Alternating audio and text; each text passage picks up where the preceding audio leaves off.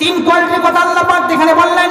এক নম্বর হচ্ছে আল্লাহ পাককে বন্ধু বানাবেন, দুই নম্বরে বিশ্বনবী মুহাম্মদুর রাসূলুল্লাহকে বন্ধু বানাবেন, তৃতীয় নম্বরে ইমানদারদেরকে বন্ধু বানাবেন। এই তিনজনকে ছাড়া এই পৃথিবীর বুকে কাউকে বন্ধু বানাতে যাবেন না, না হলে কিন্তু আখিরাত আপনার বরবাদ হয়ে যাবে। আখিরাত তো আছে, হ্যাঁ আখিরাত তো আছে, আখিরাতের কথা আমরা সবাই তো বিশ্বাস করি, এমনকি বেদের ভাষাও খুব আখিরাতের কথা সুন্দর করে বলছে। বেদ কি বলছে? আয়ে তথা মান কাংস্তথেবা ভজাম্যহম মম বর্তা মনোবর্তন্তে মনুষ্য। বেদও তাই কথা বলছে, আখিরাত আছে। এই পৃথিবীর বুকে আপনি যা করবেন তা আখিরাতের মধ্যে পেয়ে যাবেন। যদি একটা তুচ্ছ বরাবর যদি আপনি নেকি করে থাকেন, এটা আপনি আখিরাতে পেয়ে যাবেন। গুনাহ করে থাকলে আপনি সেটাকে আখিরাতে পেয়ে যাবেন। তার মানে আখিরাত বলতে আছে, আখিরাতের উপর একটু বিশ্বাস করেন, একটু বিশ্বাস করেন। এই শাস্ত্র বোধে মুৎসুরাজ্য বরকাতে কামে কারাতান্না সসুতি মাপনাতে না সুকান্না প্রাণগতিন। বেদ বলছে কি এই শাস্ত্র বোধে যারা ধর্মীয় কিতাবকে যারা মানছো তাদেরকে বেদ কি বলছে? মুৎসুরাজ্য বরকাতে কামে কারাতান্না সসুতি মাপনাতে না সুকান্না প্রাণগতিন। যদি তোমরা নিজের ইচ্ছা মতো যদি জীবনযাপন চালাতে শুরু করো, মন যা চায় তাই তুমি কাজ করছো, মুৎসুরাজ্য বরকাতে কামে কারাতান্না, মন চাইলো যা করার তাই তুমি পালন করলে। মনটা চাইলে একটা বিড়িটা টান মেরে নি, টানটা মেরে দিলে। মন চাইলে একটু মদের আড্ডায় গিয়ে এক দুই বোতল ঢকঢক ঢকঢক করে মেরে দিই, আপনি তাই করে নিলেন। ওয়ারতাতি কামি কারেতেন না। বেদ বলছে তোমার জন্য, বেদ বলছে সসুতি মাপনাতি না সুকান্না প্রাণগাতিন, ইহ জগতেও পরিত্রাণ পাবে না, আর সে আখিরাতের মধ্যেও তুমি পরিত্রাণ পাবে না। এ কথা বেদ বলছে। সুতরাং এই সমস্ত জিনিস থেকে দূরে থাকতে হবে, দূরে থাকতে হবে। কিন্তু মানুষের অভ্যাস হয়েছে কি? मस्जिद में जाके नमाज पढ़ो, होटल पे जाके शराब पियो। मस्जिद में जाके नमाज पढ़ो, होटल पे जाके शराब पियो, ताकि रहमान भी राजी रहे और बेटा शैतान भी नाराज ना हो। মানুষের উদাহরণটা দেখেন, এরা চায় মসজিদে গিয়ে 2 রাকাত নামাজ আদায় করবো, তাতে করে আল্লাহ যেন খুশি থাকে। আর হোটেলে গিয়ে মদও খাবো, দারু খাবো, বিড়িও টানবো, সিগারেটও টানবো, খৈনিও খাবো, যাতে করে অপর দিকে বেটা শয়তান যাতে করে নারাজ না হয়। দুদিকে তারা যেতে চায়। হ্যাঁ, এরা দুদিকে যেতে চায়। এদের সঙ্গে বাবজি ছেড়ে দিতে হবে, এদের সঙ্গে বন্ধুত্ব বানাতে হবে, বানালে হবে না। ভাই আমার, বন্ধুরে আমার, এই জন্য বন্ধু এদেরকে নয়, বন্ধু তো তাদেরকে বানাতে হবে। 3 কোয়ালিটির মানুষকে বন্ধু বানাতে বললাম। একজন হচ্ছে আল্লাহ, দ্বিতীয় বিশ্বনবী মুহাম্মদুর রাসূলুল্লাহ, তৃতীয় নম্বর হচ্ছে ইমানদারদের। এই 3 কোয়ালিটির মানুষ ছাড়া কাউকে বন্ধু বানাতে যাবেন না। কারণ এই দুনিয়ায় যত মানুষ আছে সবাই কিন্তু বড় আপন বলতেই আপনার জন্য কেউ নাই। আজকে এই জায়গায় জালসা শোনার জন্য আপনারা অনেকেই এসেছেন তো ঠিক। জালসা শুনে আপনার বাড়ি চলে যাচ্ছেন বাইক নিয়ে যেতে যেতে যেতে যেতে হঠাৎ একটা গাড়ির সঙ্গে ধাক্কা লেগে আপনি মারা গেলেন, পড়ে গেলেন, আল্লাহর জমিনে পড়ে গেলেন। সঙ্গে সঙ্গে বাড়িতে খবর পৌঁছালো, সকাল হতে না হতেই আপনার দাফন কাফন সব কিছু শেষ হয়ে যাবে। স্ত্রী খবর পেয়েছে, স্ত্রী কান্নাকাটি করবে। কতদিন? 4 মাস, 5 মাস, 6 মাস পর্যন্ত ওই স্ত্রীকে, আপনার স্ত্রীকে রাখানো হবে। আবার 4 মাস 5 মাস পর ওই স্ত্রীর আপনার শ্বশুর বলবে, ও মেয়ে, ও আমার কলিজার টুকরা, তোমার তো সংসার আছে, তোমার তো যৌন ক্ষমতা আছে, সুতরাং চলো তোমার জন্য আরেকটা বিয়ের বন্দোবস্ত করে দিই। কিছুদিন পর আপনার স্ত্রী বিয়ে হয়ে যাবে। বিয়ে হওয়ার পর ঠিক দেখবেন 2 মাস 3 মাস পর আবার ওই স্ত্রী মুখ থেকে একটাই কথা বের হবে, আব্বাজান, আমার এই স্বামীটার সঙ্গে, যেই তুমি আজকে এই স্বামীটার সঙ্গে বিয়ে দিয়েছো, আমার আগের স্বামী থেকে এই স্বামীটা অনেকটাই ভালো। বলবে না? তার মানে দুনিয়াটা হচ্ছে মায়াজাল, কিছুই নাই। দুনিয়ার প্রেম ভালোবাসায় মহব্বতে পড়ে আখিরাতকে বরবাদ করে দিয়েন না। এই দুনিয়ার বুকে আপন বলতে কেউ নাই, আপন শুধুমাত্র আমার আল্লাহ তাআলা, আর আপন আল্লাহ ছাড়া আর কেউ নাই। কেউ তো আপন নয় তোমারি, কেউ তো আপন নয়, কেউ তো আপন নয় তোমারি, কেউ তো আপন নয়। নিষ্ঠুর এই পৃথিবীতে কেউ তো আপন নয়, কেউ তো আপন নয় তোমারি, কেউ তো আপন নয়, কেউ তো আপন নয় তোমারি, কেউ তো আপন নয়। নিষ্ঠুর এই পৃথিবীতে কেউ তো আপন নয়, কেউ তো আপন নয় তোমারি, কেউ তো আপন নয়। ভাইরে আমার, বন্ধুরে আমার, আপন বলতে কেউ নাই। এই জন্য কোরআনে কারীম খুব স্পষ্ট করে বলতেছেন আপনটা হবে কি? কিয়ামতের দিন আল্লাহ পাক এতটাই আপন হবেন তার বান্দার জন্য। আল্লাহ পাক তিনি বলেন ওয়া ইয়াউমা নাহশুরুহুম জামিআ সুম্মা নাকুলু লিল্লাযীনা আশরাকু আইনা শুরাকাউকুমুল্লাযীনা কুনতুম তাযউমুন। আল্লাহ পাক তিনি বলেন কিয়ামতের দিনে আল্লাহ পাক এই পৃথিবীর সমস্ত মানুষদেরকে আল্লাহ পাক তিনি উঠাবেন, আর উঠাইয়া বলবেন আইনা শুরাকা, কই তোমার নেতা কই? ও তোমার নেতা কই? বিশাল বড় বড় ডায়লগ ছিল তোমার, তুমি তো সিপিএম এর ঝান্ডা ধরে ধরে সময়টা নষ্ট করে দিয়েছিলে, বিজেপির পিছনে ঘুরে ঘুরে সময়টা নষ্ট করে দিয়েছিলে, তৃণমূলের ঝান্ডা ধরে ধরে তুমি আর আসরের নামাজ, মাগরিবের নামাজ, ফজরের নামাজ, জোহরের নামাজ, ইশার নামাজ, সমস্ত নামাজ তোমার গায়ে হয়ে গিয়েছিল। কই আজকে তোমার ওই সমস্ত শুরাকারা কই? কারণ তোমার ক্যারেক্টারটা এমন ছিল দুনিয়ার বুকে। একদিকে মুয়াজ্জিন সাহেব তিনি বলছেন হাইয়া আলাস সালাহ, হাইয়া আলাল ফালাহ, নামাজের দিকে এসো, কিন্তু ওই সময়টাতে তুমি নেতার পিছনে ঘুরে ঘুরে সময়টাকে নষ্ট করে দিয়েছো। তখন আল্লাহ পাক বলেন আইনা শুরাকা, ওই সমস্ত নেতারা কই যার সম্পর্কে তোমার বড় বড় ডায়লগ ছিল, কই তারা? কেউ সেদিন কাজে আসবে না।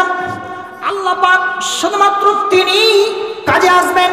আল্লাহ ছাড়া ওই জায়গায় কিয়ামতের ময়দানে কেউ কাজে আসবে না। আর দ্বিতীয় নম্বরে কাজে আসবেন আমার বিশ্বনবী মুহাম্মদুর রাসূলুল্লাহ। কারণ আল্লাহর নবী তিনি বলেন লিকুল্লি নাবিয়্যিন দাওয়াতুন দাআহা ওয়া ইন্নী ইত্তাবাতু দাওয়াতি শাফাআতান লি উম্মতিহি ইয়াউমাল কিয়ামাহ। Allah has given to every prophet a special dua. Allah has given to every prophet a special dua, but every prophet is lost in his special dua. But our beloved Prophet Muhammad sallallahu alaihi wasallam, he did not lost in his special dua. প্রত্যেক নবীকে আল্লাহ পাক তিনি এক একটা করে special দোয়া দান করেছে। আর সমস্ত নবীগণ রাসূলগণ তাদের স্পেশাল দোয়াটা তারা দুনিয়াতেই কাজে লাগিয়ে শেষ করে দিয়েছে, কিন্তু আমার বিশ্ব নেতা রাসূল পাক সাল্লাল্লাহু আলাইহি ওয়াসাল্লাম তিনি তার স্পেশাল দোয়াটাকে তিনি শেষ করেন নাই। জানেন এই উম্মতের লোকেরা এই আমল নিয়ে গিয়ে সেই জায়গা পার হতে পারবে না, এই জন্যই তিনি রেখে দিয়েছেন কিয়ামতের ময়দানে। সুতরাং বন্ধুগণ আমার, কাজে কেউ আসবে না। যখন কবরে আপনার লাশটাকে রেখে দেওয়া হবে ওই জায়গায় আল্লাহ পাক তিনি বলতেছেন বান্দারে ওই জায়গায় শুধুমাত্র আমি কাজে আসবো, তাছাড়া ওই জায়গাতেও কেউ কাজে আসবে না। আল্লাহ পাক তিনি বলেন কুল আইয়ু শাইইন আকবারু শাহাদা কুলিল্লাহু শাহীদুম বাইনি ওয়া বাইনাকুম। হে নবী আপনি বলে দিন সেই কবরের ময়দানে গিয়ে তাদের জন্য সাক্ষী রূপে কে দাঁড়াবে?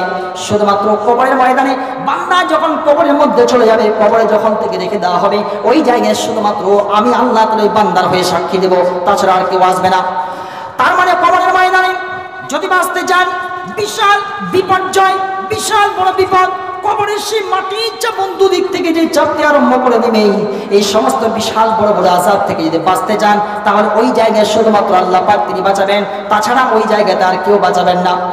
আমার বন্ধুগণ, এবার আল্লাহ পাক তিনি বলেন ও পৃথিবীর মানুষ শোনো, আমি আল্লাহ তাআলা ওই বান্দার, আমার ওই বান্দাগুলির তোমার কাছে আল্লাহ পাক তিনি এবার বুঝাই দিচ্ছেন আমি আল্লাহ তাআলা বান্দার কেমন আপন।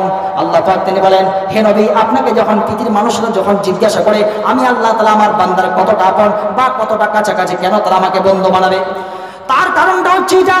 আল্লাহ পাক তিনি বলেন ওয়া ইযা সালাকা ইবাদি আন্নী ফাইন্নী করিব উজিবু দাওয়াতান দাঈ ইযা দাআনি ফালইস্তাজিবুলি ওয়াল ইউমিনু বি লাআল্লাহুম ইয়ারশুদুন। আল্লাহ পাক তিনি বলেন ও পৃথিবীর মানুষ শুনো, হে নবী আপনি বলে দেন, যখন আমার লোকেরা, আমার বান্দারা যখন আমার সম্পর্কে জিজ্ঞাসা করে আমি আল্লাহ তাআলা আমার বান্দার কতটা আপন বা কতটা কাছে আছি, তখন আপনি বলে দেন, আমার বান্দাদেরকে বলে দেন, আমার বান্দাদেরকে আপনি বলে দেন, এই যে গলার মধ্যে একটা যে সেহরগ আছে, এই রগটা কেটে দিলে পরে মানুষ কিন্তু আর বাঁচে না, মানুষ আর বাঁচে না। তার মানে এই রগটা এই বান্দার খুবই কাছাকাছি, মানুষের জান বাঁচানোর জন্য এই রগটা মানুষের জন্য খুবই কাছাকাছি, খুবই ইম্পর্টেন্ট, খুবই জরুরি। আল্লাহ পাক তিনি বলেন, এই রগটা কেটে দিলে পরে মানুষ যেমন আর বাঁচে না, এই রগের থেকেও আমি আল্লাহ তাআলা ঘোষণা দিচ্ছি আমার বান্দার এর থেকেও আমি আরো কাছে।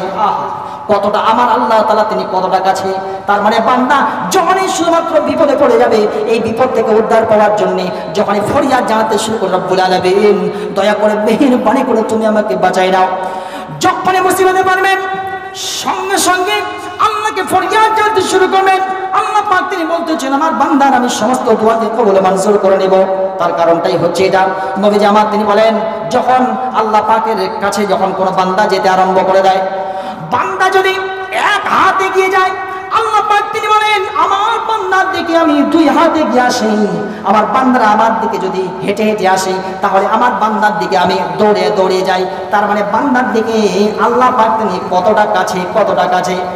আমার বন্ধুগণ, যখনই কোনো একটা মানুষ হাত উঠায়, হাত উঠার সঙ্গে সঙ্গে আল্লাহ পাক তিনি বলেন, ওই দোয়াকে আমি ব্যাক ফিরিয়ে দিই না।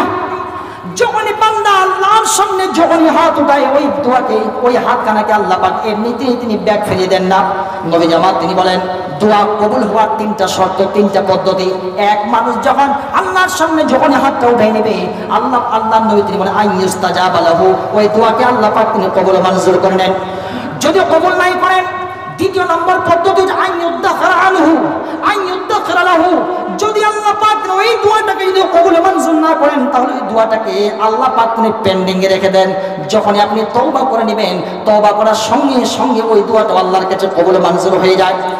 তৃতীয় নম্বর পদ্ধতি হচ্ছে আইয়ুকাফফারা আনহু, যদি আপনি দোয়া করলেন, দোয়া আপনার কবুল হলো কি হলো না, তার মানে আল্লাহর নবী তিনি বলতেছেন, যখনই আপনি দোয়া করবেন, তৃতীয় নম্বর পদ্ধতি হচ্ছে এটা, দোয়া করার সঙ্গে সঙ্গে আল্লাহর নবী তিনি বলেন, ওই দোয়াটা আপনার জন্য আপনার গুনাহের কাফারা হয়ে আল্লাহ পাক রব্বুল আলামিনের কাছে কবুল মঞ্জুর হয়ে যায়। তার মানে বান্দা যখনই আল্লাহর কাছে যখনই হাত উঠায়, সঙ্গে সঙ্গে ওই দোয়া তিন কোয়ালিটির মধ্যে থেকে যায়, এক কবুল হয়ে যায়, নইলে কোনো গুনাহের কাফারা হয়ে যায়, আর না হলে পর ওই দোয়াটাকে আল্লাহ পাক তিনি পেন্ডিং এ রেখে দেন। আমার একটা কথা শুনেন, নবী জামাত তিনি বলেন, এই যে চোখের পানি, এত দামি পানি, এই চোখের পানি কোনো সাধারণ পানি নয়।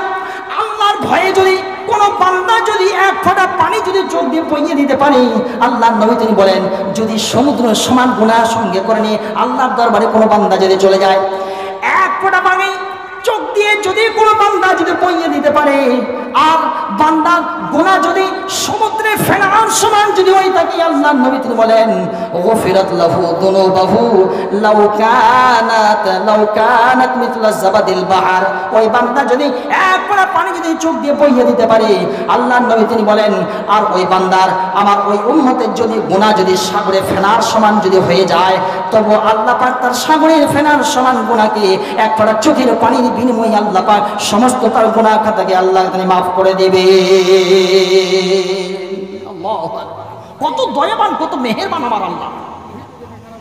এই দয়াবান, এই মেহেরবান আল্লাহকে বাদ দিয়ে আপনি কোথায় যান? সুতরাং আল্লাহর দিকে ব্যাক ফিরে আসেন, আল্লাহকে বন্ধু বানান। আল্লাহকে বন্ধু না বানিয়ে কোথাও যাবেন, কাউকে বন্ধু বানাতে যাবেন। সাহাবায়ে কেরাম কেমন বন্ধু বানাতেন দেখেন। যখনই কোরআনে কারীমের আয়াতটা যখন নাযিল হয়ে গেল, আল্লাহ পাক যখন তিনি বলে দিলেন, ইয়া আইয়ুহাল্লাযীনা আমানু লা তাত্তাখিযু আবাআকুম ওয়া ইখওয়ানাকুম আউলিয়া ইন ইসতা'আবুল কুফরা আলাল ঈমান। আল্লাহ পাক তিনি বলেন, ও পৃথিবীর ঈমানদারগণ, শোনো শোনো শোনো, কান খুলে শুনে নাও, তোমরা খবরদার খবরদার, তোমরা তোমাদের বাপকেও তোমরা বন্ধু বানাবে না। তার মানেটা হচ্ছে, এটা বোঝাতে চাচ্ছেন আল্লাহ পাক, তোমার আব্বার বন্ধু যদি কোনো কাফির বেঈমান হয়ে থাকে, তোমার আব্বার বন্ধু যদি কোনো কাফির বেঈমান হয়ে থাকে, তাহলে তোমার আব্বাকে পরিত্যাগ করতে হবে। তোমার ভাইয়ের বন্ধু যদি কোনো কাফের বেঈমান যদি হয়ে থাকে, তারা যদি আপনজন মনে করে কোনো কাফের বেঈমানকে, তাহলে তোমার ভাইকেও তোমাকে পরিত্যাগ করে দিতে হবে। কিংবা যে কোনো তোমার বন্ধুরা যদি এইরকম মানুষের সঙ্গে যদি হয়ে থাকে, তাহলে এদের সমস্ত মানুষদেরকে তোমাদেরকে পরিত্যাগ করে দিতে হবে। এ কথা সরাসরি আল্লাহ পাক কোরআন এখানে মধ্যে বলতেছেন। যখন বদর যুদ্ধ আসলো, বদরের যুদ্ধ এমন একটা যুদ্ধ, বাপ তরবারি ধরেছে ছেলের বিরুদ্ধে, ছেলে তরবারি ধরেছে বাবার বিরুদ্ধে। এমন একটা ভয়ঙ্কর যুদ্ধের মধ্যেই একজন সাহাবী হযরত আব্দুল্লাহ ইবনে হযরত আবু উবাইদ ইবনুল জাররাহ রাদিয়াল্লাহু তাআলা তিনি উপস্থিত হয়ে গিয়েছেন। হাতে নঙ্গা তরবারির সঙ্গে উনি জিহাদের ময়দানে ঝাঁপিয়ে পড়েছেন। আর ঝাঁপিয়ে পড়ার সঙ্গে সঙ্গে এই তরবারির সামনে বাবা সামনে চলে এসেছে। বাবা যখন সামনে চলে এসেছে, হযরত আবু উবাইদ ইবনুল জাররাহ তার বাবাকে তিনি ইসলামের দাওয়াত দিলেন। আপনি তাড়াতাড়ি করে ইসলাম কবুল করে নেন, আপনি তাড়াতাড়ি করে ইসলাম কবুল করে নেন। যখনই হযরত আবু উবাইদ ইবনুল জাররাহ তিনি কথা বলেছেন, সঙ্গে সঙ্গে বাবা বলতেছে না না না, কখনোই না, আমি লাত ও উজ্জা ছাড়া কাউরির সামনে মাথা নত করতে পারি না। লাত ও উজ্জার কসম দিয়ে বলতেছি, আমি শুধুমাত্র লাত ও উজ্জার সামনে মাথাটা নত করবো, তাছাড়া আল্লাহর সামনে মাথা নত করবো না। যখনই হযরত আবু উবাইদ ইবনুল জাররাহ রাদিয়াল্লাহু তাআলা আনহুর বাবা এমনটা যখন কথা বলে দেয়, হযরত আবু উবাইদা ইবনুল জাররাহ রাদিয়াল্লাহু তাআলার সঙ্গে সঙ্গে হাতে নঙ্গা তরবারিটা তিনি উঠিয়ে নিয়েছেন। আর উঠে বলতেছেন, আপনি যদি এই মুহূর্তে ঈমান যদি না কবুল করেন, তাহলে আপনাকে এই তরবারি দিয়ে আমি সঙ্গে সঙ্গে দ্বিখণ্ডিত করে দেব। সঙ্গে সঙ্গে বাবা বলতেছে না, আমি ঈমান নিয়ে আসবো না। সঙ্গে সঙ্গে হযরত আবু উবাইদ ইবনুল জাররাহ রাদিয়াল্লাহু তাআলা ওই তরবারি খানা দিয়ে এক আঘাত দিয়ে তিনি তার বাবাকে এই পৃথিবীর বুক থেকে বিদায় করে নিলেন। আল্লাহু আকবার! কেমন ঈমান ছিল তাদের, এমন ঈমান নিয়ে তারা এই পৃথিবীর বুকে এসেছিল। কিন্তু আজ আমাদের একেবারে অনেকটা দূর হয়ে গেছে, আমরা বন্ধু বানিয়ে দিয়েছি এমন তাদেরকে। যখন ওই আমাদের কাফের বেঈমানদের কাফেরদের যখন হিন্দু ভাইদের যখন ওই দুর্গা পূজা হয়, কালী পূজা হয়, নানান রকমের নাচ গান ড্যান্স যখন তারা নিয়ে আসে, তখন আমরা তাদের দুর্গা পূজায় যাই, কালী পূজায় যাই, আমরা তাদের দিওয়ালিতে যাই, সমস্ত জায়গায় যাই। কিন্তু একটু বুকে হাত দিয়ে বলুন তো দেখে শুনি, কোনোদিন আপনার কোনো বন্ধু মসজিদে এসে 2 রাকাত নামাজ পড়ার জন্য কি এসেছে নাকি?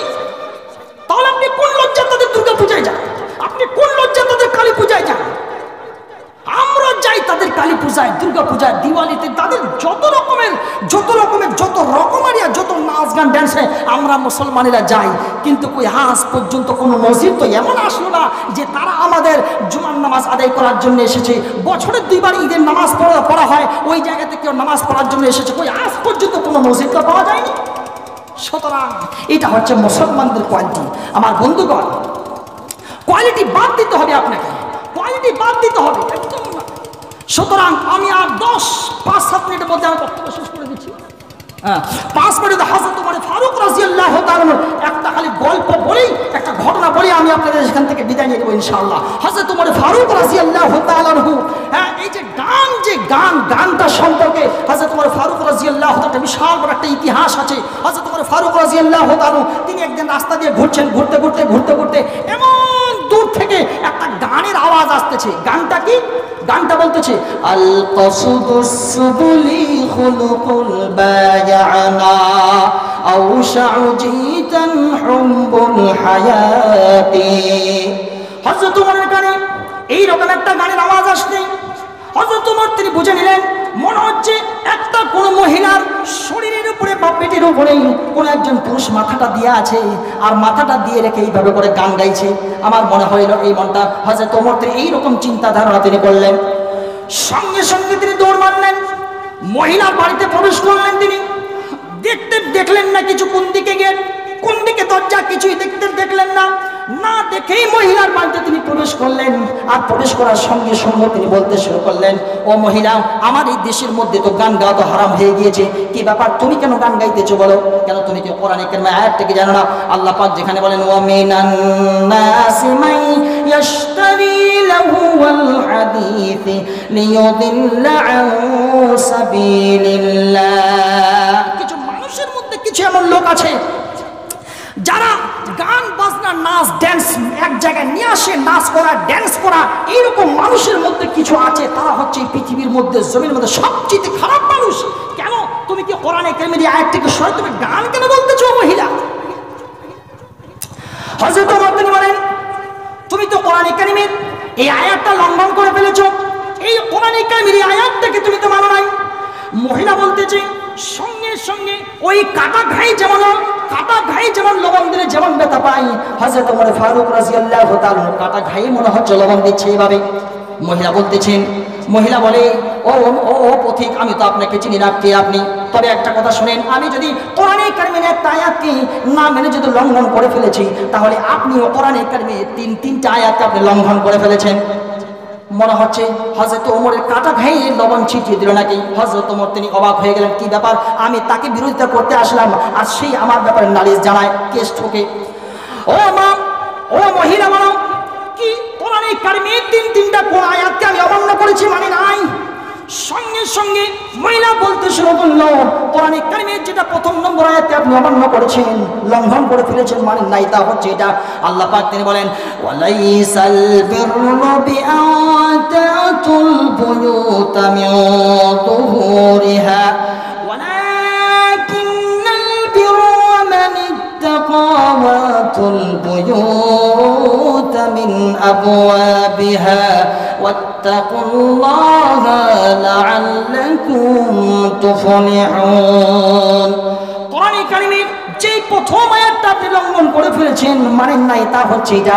আপনি যখন আমার বাড়িতে প্রবেশ করলেন, তখন আপনাকে তো আমার গেট দিয়ে আসা উচিত ছিল, আপনাকে সামনের দরজা দিয়ে আসা উচিত ছিল। কেন আপনি আমার বেড়া দিয়ে বাড়ির পিছন দিক দিয়ে আসলেন? কেন আসলেন? ও প্রতীক বলেন, আমি যদি কোরআনে কারিমের একটা আয়াতকে লঙ্ঘন করে ফেলেছি, তাহলে আপনি তো কোরআনে কারিমের এই আয়াতটাকে তো লঙ্ঘন করে ফেলেছেন।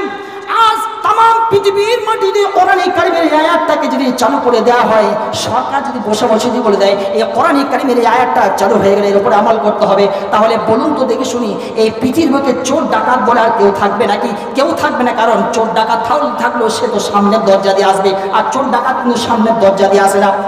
যাই হোক কথা, হযরত ওমর তিনি সঙ্গে সঙ্গে একেবারে জড়সড় হয়ে গেলেন, আমি তো তার বিরুদ্ধে কেস ঠোকার জন্য এসেছি, কিন্তু মহিলা আমার বিরুদ্ধে কেস ঠুকে দেয়। ব্যাপারটা কি? সঙ্গে সঙ্গে হযরত ওমর তিনি বলতেছেন, ও মহিলা বলো, আমার দ্বিতীয় আয়াতটা কি? আমি যেটাকে আয়াতটাকে মানি নাই, তা হচ্ছে কি? হযরত ওমরকে এবার আবার জবাব দিচ্ছে কি, কোরআনে কারিমের দ্বিতীয় আয়াতটা যেটা আপনি মানেন নাই, সেটা হচ্ছে এটা, ইয়া আইয়ুহাল্লাযীনা আমানু লা তাত্তাখিযু বুয়ুতান গায়রা বুয়ুতিকুম হাত্তা তাস্তানিসু ওয়া তুসাল্লিমু আলা আহলিহা। ও প্রতীক, কোরআনে কারিমের 2 নম্বর আয়াতটাকে যে আপনি লঙ্ঘন করে ফেলেছেন, তা হচ্ছে এটা, ও ইমানদাররা, তোমরা কোনোদিন কারো বাড়িতে যখনই তোমরা প্রবেশ করতে যাবে, তখনই তোমরা ইজাজত নিয়ে নিবে, আগে পারমিশন চেয়ে নিবে। যদি ভিতর থেকে আওয়াজ পাও, পারমিশন পেয়ে নাও, তবে তোমরা ভিতরে যাবে। আর যদি পারমিশন ভিতর থেকে তোমাকে না দেওয়া হয়, তাহলে খবরদার তুমি ওই ভিতরে যাবে না। হযরত ওমর এইভাবে করে তিনি 2টা আয়াতকে তিনি অমান্য করে ফেললেন। তার মানে যখন মহিলাটা গান গাইতেছিল, খুব তাড়াহুড়ো করে হযরত ওমর তিনি তার বাড়িতে প্রবেশ করেছিলেন, এই জন্য 2টা আয়াত অমান্য হয়ে গিয়েছে। ও মহিলা, 3 নম্বর আয়াতটা কি বলো? 3 নম্বর আয়াতটা হচ্ছে এটা, ইয়া আইয়ুহাল্লাযীনা আমানু জতানিবু কাসীরাম মিনায-যন্নি ইন্না বা'দায-যন্নি ইসmun ওয়া লা তাজাসসু ওয়া লা ইয়াগতাম বা'দুকুম বা'দা। ও ইমানদাররা, তোমরা কারো সম্পর্কে বাজে ধারণা, বাজে খেয়াল করবে না। এটা আল্লাহ পাক তিনি কোরআনে কারিমের মধ্যে বলতেছেন। ও প্রতীক, আপনি তো আমার সম্পর্কে বাজে ধারণা করে ফেলেছেন। এই বাজে ধারণা করার কারণেই তো আপনাকে আমি আপনার সম্পর্কে কেস ঠকবো। কালকে সকাল হলে হযরত ওমরের দরবারে আমি 3টা আয়াত যে আপনি অমান্য করলেন, এই 3টা আয়াতের বিরুদ্ধে আমি হযরত ওমরের দরবারে নালিশ কেস ঠকবো। হযরত ওমরের শরীরে মনে হচ্ছে কাঁটা ঘায়ে যেমন লবণ ছিটিয়ে তেমনটা ছিটিয়ে দেওয়া হলো। হযরতে এই যে যারা বাজে ধারণা, বাজে খেয়াল করে, তাদের ব্যাপারে একটা ছোট্ট একটা হাদিস শুনি, আমি শেষ করছি। হযরতে মাইস রাদিয়াল্লাহু তাআলা তিনি জিনা করে ফেলেছেন। আল্লাহ নবীর কাছে এসে বলতেছেন, ইয়া রাসূলুল্লাহ তাহিরনি, ইয়া রাসূলুল্লাহ, আপনি আমাকে পবিত্র করুন, আমি জিনা করে ফেলেছি, তাড়াতাড়ি করে আপনি আমাকে পবিত্র করে ফেলুন। নবী জামাত তিনি মুখখানাকে তিনি আবার অন্যদিকে ঘুরিয়ে নিলেন। মাইস রাদিয়াল্লাহু তাআলা আবার আল্লাহ নবীর সামনে চলে আসে, আবার ওই হাইতে আবার বিশ্বনবী মুহাম্মদ রাসূল তিনি আবার মুখখানাকে পিছন দিকে ঘুরিয়ে নেন। আবার মাইস চলে আসে, এইভাবে করে 4 বার যখন গুনাহ হয়ে গেল, হযরত মাইজ রাদিয়াল্লাহু তাআলাকে আবার বিশ্বনবী জিজ্ঞাসা করেন, ও মাইজ, তুমি কি যেমন সুরমাদানির ভিতরে শলাকা যেমন প্রবেশ করায় বা কুয়ার মধ্যে পানি উঠার জন্য যেমন বালতি আর দড়ি যেমন প্রবেশ করায়, তুমি ঠিক তেমনটাই কি জিনা করে ফেলেছো নাকি? তেমনটাই তোমার কি কাজ হয়ে গেছে নাকি? হযরত মাইজ তিনি বলেন, হ্যাঁ ইয়া রাসূলুল্লাহ, আমি এমনটাই করে ফেলেছি। সঙ্গে সঙ্গে দয়াল নবী তিনি হুকুম দিয়ে দিলেন, যাও একে নিয়ে যাও, যাও একে নিয়ে যাও, নিয়ে যাও মাঠের দিকে নিয়ে যাও। মাঠের দিকে নিয়ে যাওয়া হলো। সঙ্গে সঙ্গে কোমর পর্যন্ত তাকে গেড়ে দিয়ে পাথর দিয়ে তাকে মেরে তাকে রজম করে দেওয়া হলো, শেষ করে দেওয়া হলো। আমার বন্ধুগণ, ওই জায়গায় 2টা মানুষ কথা বলা করতেছিল। কি দরকার ছিল মাইজ আজকে এইভাবে করার? কি দরকার ছিল? মাইজ তো এমন গুনাহ করেছিল, এই গুনাহ তো তার লুকিয়েছিল, ছুপিয়েছিল। কি বলার দরকার ছিল? আল্লাহর নবীর সামনে তা প্রকাশ করার কি দরকার ছিল? আজকে তাই কুকুরের মতো হয়ে মরণ করতে হলো। কেন দরকার ছিল? কি দরকার ছিল? যখন এই কথা আল্লাহর নবী শুনে মুহাম্মদুর রাসূলুল্লাহ নিজ কানে শুনে নিলেন, সঙ্গে সঙ্গে তিনি মা রাস্তা দিয়ে চলে যাচ্ছেন। যেতে তিনি বলতেছেন, একটা যখন সামনে মরা গাধা দেখতে পেয়েছেন, মরা গাধা দেখার সঙ্গে সঙ্গে আল্লাহর নবী তিনি বলেন, কই ওই 2 ব্যক্তি কই যারা হযরত মাইজ রাদিয়াল্লাহু তাআলা সম্পর্কে যারা বাজে ধারণা বাজে খেয়াল করতেছিল, ওই সমস্ত ওই 2টা লোক কই? সঙ্গে সঙ্গে আল্লাহর নবী যখনই বললেন ওই 2টা লোক সামনে চলে এসেছে, তখন তিনি আল্লাহর নবী তিনি বলেন, তোমরা এই মরা গাধার গোশতটা খেতে আরম্ভ করো। তখন ওই 2টা লোক বলে, ইয়া রাসূলুল্লাহ, আল্লাহ আপনাকে ক্ষমা করুক, আল্লাহ আপনাকে ক্ষমা করুক, আপনি আমাদেরকে এই মরা গাধার গোশত কেন খাওয়ার জন্য বলতেছেন? নবী জামাত তিনি বলেন, তোমরা জানো কি হযরত মাইজ রাদিয়াল্লাহু তাআলা সম্পর্কে তোমরা যে বাজে ধারণা বাজে খেয়াল করলে, এটা হচ্ছে এমন জঘন্যতম পাপ। যদি কেউ কারো সম্পর্কে বাজে ধারণা বাজে খেয়াল করে, তাহলে ঠিক তেমনটা মরা গাধার গোশত খাওয়ার সমান তাকে ঠিক গুনাহ পাওয়া হয়। সুতরাং বাজে ধারণা বাজে খেয়াল করে চলবে না। তোমরা কি জানো আজকে হযরত মাইজ রাদিয়াল্লাহু তাআলা আল্লাহ পাক জান্নাতের মেহমান বানিয়েছেন, আর জান্নাতের মধ্যে যাওয়ার পর জান্নাতের নদীতে এখন হযরত মাইজ রাদিয়াল্লাহু তাআলা তিনি সাঁতার কাটতেছে। হযরত মাইজ রাদিয়াল্লাহু তাআলা তিনি এমনটা করেছিলেন, তেমন জিনা করার পর তাকে পবিত্র করা হলো, আর এমনটা তিনি তওবা করেছিলেন, আল্লাহর দরবারে কবুল মঞ্জুর হয়ে গিয়েছে। তার মানে 3টা নালিশ ওই যে ছিল, ওই যে 3টা নালিশ যে ছিল হযরত ওমর ফারুক রাদিয়াল্লাহু তাআলার কাছে, আমি আগামীকাল হযরত ওমরের দরবারে ফয়সালা নিয়ে যাব। সঙ্গে সঙ্গে হযরত ওমর তখন তিনি জিজ্ঞাসা করতেছেন, আচ্ছা ও মহিলা, ও মা, বলো তো দেখি শুনি, ওই গানটি গাওয়ার তোমার আসল উদ্দেশ্যটা কি? আসল উদ্দেশ্যটা কি? কেন তুমি গান গাইতেছিল? তখন ওই মহিলা তখন বলতেছে, আপনি জানেন না, ওই গানটি গাওয়ার আসল উদ্দেশ্যটাই হচ্ছে এটা। আমার আসল উদ্দেশ্যটা হচ্ছে এটা যে আমার স্বামী আমার কাছ থেকে চলে গেছে, বিদায় নিয়েছে। আমি মনে করলাম যখন 4 মাস হয়ে গেল, তখন আমি মনে করলাম আমার স্বামী আমার বাড়িতে ব্যাক ফিরে আসবে। 4 মাস হয়ে গেল, আজ পর্যন্ত আসেনি। 8 মাস হয়ে গেল, এখন পর্যন্ত আসেনি। 12 মাস হতে যাচ্ছে, আমার স্বামী আমার কাছে এখন পর্যন্ত আসেনি। এই জন্যে আমি আমার যৌনতে তাড়া দিয়েছে, আমি আর যৌন আমার ক্ষমতা আমি আর সহ্য করতে পারতেছি না। এই জন্যে আমার প্রেমিককে পাওয়ার আশায় আমি এই গানটি গাইতেছি। তখন হযরত ওমর তিনি সঙ্গে সঙ্গে তার বাড়িতে গেলেন, আর বাড়ি থেকে তার মেয়েকে জিজ্ঞাসা করতেছেন, মা বলো তো দেখি শুনি, একটা পুরুষ তার একটা স্ত্রী তার পুরুষকে ছেড়ে, তার স্বামীকে ছেড়ে সে কতদিন থাকতে পারে, নিজের জনক্ষমতা কতদিন আটকে রাখতে পারে? তখন তার মেয়ে বলতেছে, ঊর্ধ্বে 4 মাস, এর বেশি পারবে না। তার মানে এখান থেকে একটা কথা, যারা দিল্লি মুম্বাই, আগ্রা ফাগরা, দিল্লি মুম্বাই, সৌদি আরব মুম্বাই, যেখানে সেখানে যারা আমরা যাই, 4 মাসের ঊর্ধ্বে স্ত্রীকে রেখে কোথাও যাবেন না। 4 মাস হয়ে যাবে, সঙ্গে সঙ্গে বাড়িতে চলে আসবে, স্ত্রীর সঙ্গে সময় কাটাবেন। এটা একটা টিপস নিয়ে যান। আর তারপরে যেটা বলতেছি না, হযরত ওমর ফারুক রাদিয়াল্লাহু তাআলা তারপরে তখন চিঠি লিখে দিলেন। চিঠি এমনটা লেখা হলো, যার 4 মাসের ঊর্ধ্বে থাকা হয়ে গেছে বাইরে, তারা সঙ্গে সঙ্গে তাড়াতাড়ি করে বাড়িতে ব্যাক ফিরে চলে এসো, তাড়াতাড়ি করে চলে এসো। হযরত ওমর এই চিঠি পাওয়ার পর তার স্বামী সঙ্গে সঙ্গে চলে আসে, আর আসার পর বলতেছে, শোনো স্বামী, আমি একটা পথিক এসেছিল আমার বাড়িতে, তার সম্পর্কে আমি হযরত ওমরের দরবারে কেস ঠুকবো। যখনই এ কথা বলা, কে এসেছিল, এমন এমন এমন এমন ওই লোকটা, তখন তার স্বামী বলতেছে, ওটা আর পৃথিবীর কেউ নয়, ওটা ছিলেন এমন একটা মানুষ, তিনি হচ্ছেন আমিরুল মুমিনিন, খলিফাতুল মুসলিমিন, হযরত ওমর ফারুক রাদিয়াল্লাহু তাআলা আনহু।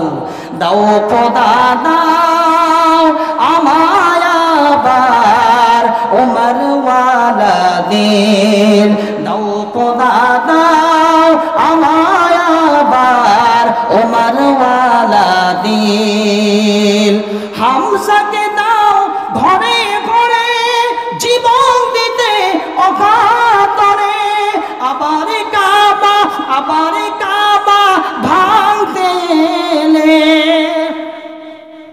আবার কাবা ভাঙতে এলে পাঠাও আবাবিল, দাও খোদা দাও আমায় আবার ওমর ওয়ালা দিল, দাও খোদা দাও আমায় আবার ওমর ওয়ালা দিল। শেষ করে দিই, মানুষ তো মাশাআল্লাহ, কেউ দান যদি দেবেন তো দিয়ে দেন। সর্দার সাহেব নাকি? মাশাআল্লাহ, সর্দার সাহেব 1000 টাকা নগদ দিয়ে